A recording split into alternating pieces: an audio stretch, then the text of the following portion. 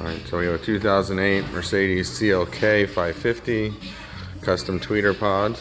So we're going to show close up. So these are for our Mille Legend tweeters.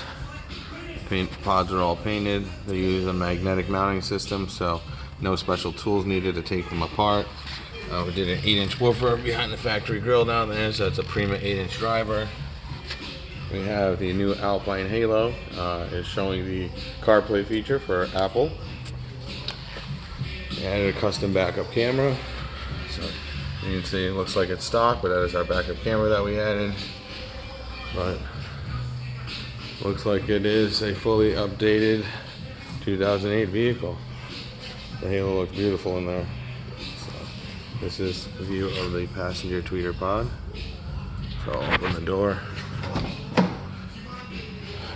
just love the way these tweeter pods look, whether the door is open or closed. So that's all sides of them. So, and it sounds amazing as well.